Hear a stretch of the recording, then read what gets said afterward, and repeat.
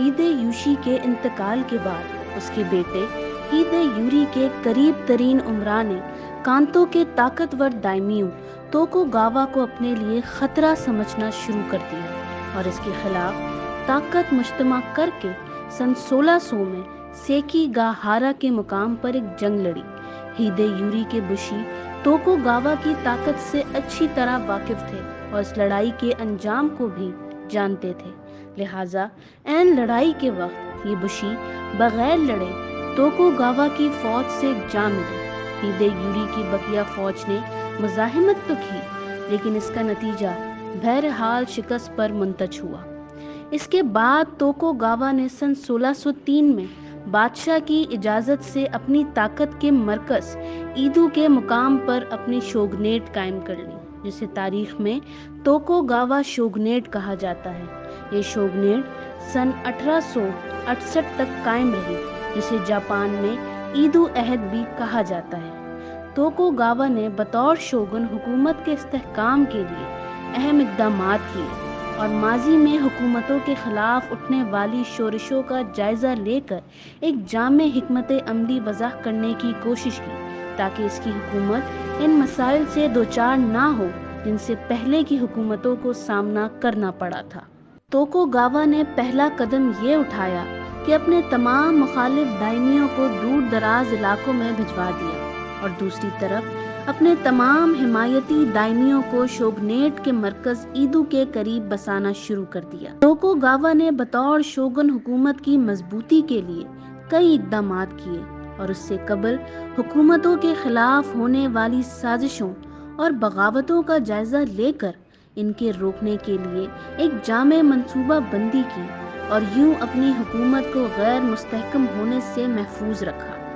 ہیدے یوشی کا بیٹا ہیدے یوری رشتے میں توکوگاوا کا داماد بھی تھا، لیکن توکوگاوا نے تاریخ سے یہی سبق سیکھا تھا کہ اقتدار کی جنگ میں قریبی رشتہ داری بھی بے معنی ہوتی ہے۔ چنانچہ اس نے ہیدے یوری کے قتل کے لیے باقاعدہ منصوبہ بندی کی۔ جاپان میں بدھ مندروں میں عبادت کے لیے بجائے جانے والے گھنٹوں کو لکڑی کے مخصوص ڈنڈوں سے ٹکرا کر آواز پیدا کی جاتی ہے۔ ان گھنٹوں پر ان لوگوں کے نام کندہ ہوتے ہیں جو اس مندر کی مالی معاونت کرتے ہیں۔ کیوتو میں واقع ایک ایسے ہی مندر کے گھنٹے پر توکوگاوا کا نام متنازع انداز میں کندہ تھا، جسے اس نے اپنی توہین قرار دے کر ہیدے یوری کے خلاف فوج کشی کی۔ سن 1615 میں اس نے اوساکا کے قلعے میں محبوس ہیدے یوری پر حملہ کیا۔ اس حملے کے وقت ہیدے یوری کی عمر 22 برس تھی۔ ہیدے یوری نے اس صورتحال میں دشمن کے ہاتھوں گرفتار ہونے کے بجائے سپوک روایتی خودکشی کا فیصلہ کیا اور یوں ہیدے یوشی خاندان کا یہ چشم و چراغ اقتدار کی جنگ کا ایندھن بن گیا۔ توکوگاوا عہد میں کئی ایسے اقدامات بھی ہوئے جنہیں جاپان میں اصلاحات کی بنیاد کہا جا سکتا ہے۔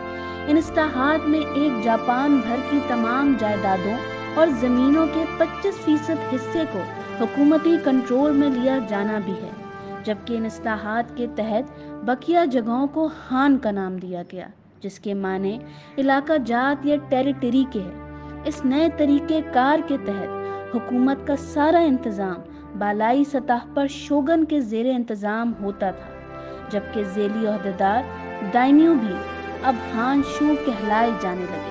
توکوگاوا نے اپنے ان ساتھیوں اور حلیفوں کو خوب نوازا اور بڑے بڑے عہدے دیے جنہوں نے جنگ سے قبل اس کا ساتھ دیا تھا۔ ان حلیفوں کی بڑی تعداد کو ہان حکومتوں کے مختلف عہدوں پر بھی فائز کیا گیا، جبکہ مخالفین کو دور دراز کے علاقوں میں بھیج کر کڑی نگرانی کے نظام کے تحت ان کا اثر نفوذ ختم کر دیا گیا۔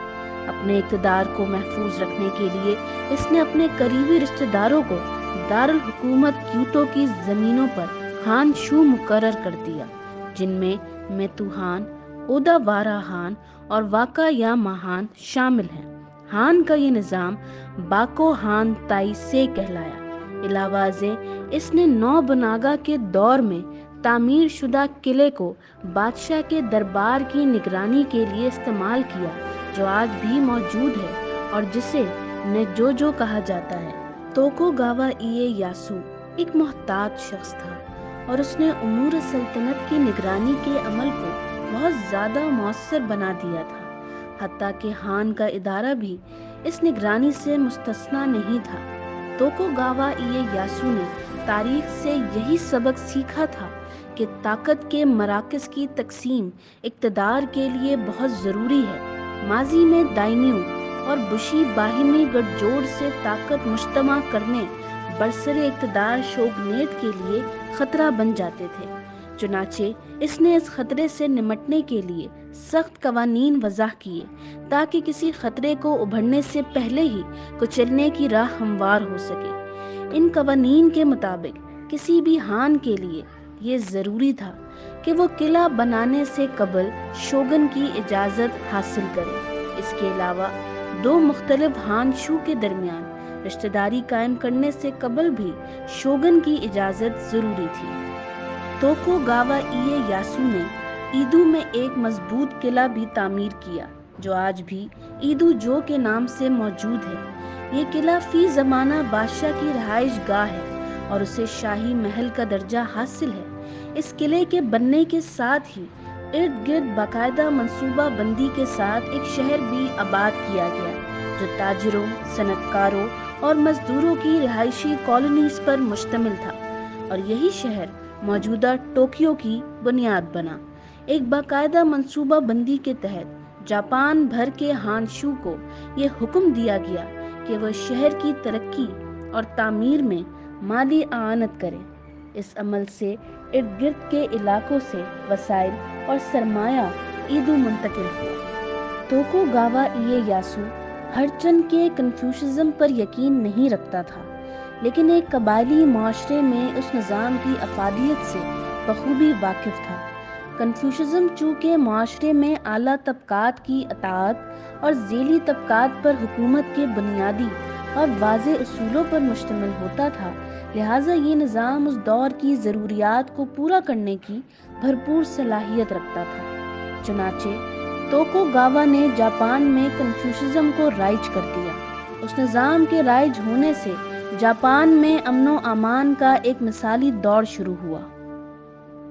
توکوگاوا ایےیاسو کے عہد کو ایک طبقاتی عہد بھی کہا جا سکتا ہے۔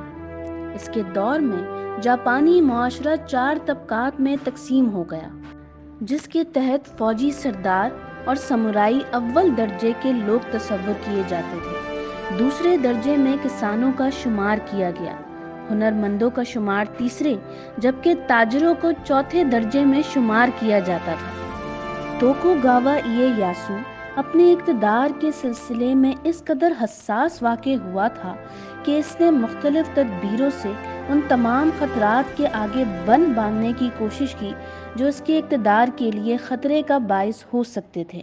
چنانچہ اس نے ان درجہ بندیوں کے بعد انہیں ایک سخت قانون سے نفی کر دیا، جس کے مطابق اگر دیگر طبقات کے لوگ بشیوں سے شادیاں بھی کرتے تو انہیں شوگنیٹ یا ہانشو سے اجازت طلب کرنا پڑتی تھی۔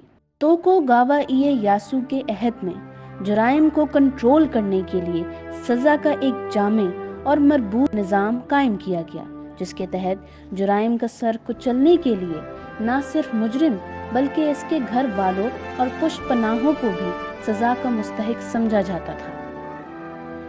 سن 1616 میں جاپان کا یہ مضبوط ترین شوگن اس دار فانی سے کوچ کر گیا۔ تواتر کے ساتھ آنے والے 3 عہدوں کے متعلق ایک جاپانی ضرب المثل آج بھی دہرائی جاتی ہے، جس کے تحت نوبناگا نے چاول کوٹے، ہیدیوشی نے انہیں گوندا اور ایےیاسو توکوگاوا نے موچی یعنی چاولوں کا کیک کھایا، یعنی اس کے ثمرات سے فائدہ اٹھایا۔ توکوگاوا ایےیاسو کے عہد میں چند واقعات ایسے بھی ہیں جن سے جاپان کے مستقبل پر گہرے اثرات مرتب ہوئے۔ آئندہ آنے والی ویڈیوز میں ہم جن واقعات پر روشنی ڈالنا چاہیں گے وہ بالواسطہ یا بلا واسطہ انہی واقعات کا منطقی نتیجہ ہوں گے، جیسے کہ سن 1604 میں جاپان میں غیر ملکی بحری جہازوں کی تجارتی آمد و رفت کا آغاز ہوا۔ سن 1609 میں ہالینڈ کے تاجروں کو جاپان میں تجارت کا اجازت نامہ دیا گیا۔ سن 1610 میں ہالینڈ کے تاجروں نے شوگنیٹ پر یہ راز افشا کیا کہ اسپین اور پرتگال جاپان پر معرکہ آرائی کا ارادہ رکھتے ہیں۔ سن 1612 میں غیر ملکی تاجروں کی آمد و رفت ناگاساکی تک محدود کر دی گئی اور ان کے دیگر علاقوں میں جانے پر پابندی عائد کر دی گئی، اور سن 1613 میں برطانیہ کو بھی ناگاساکی تک تجارتی آمد و رفت کی اجازت دی گئی تھی۔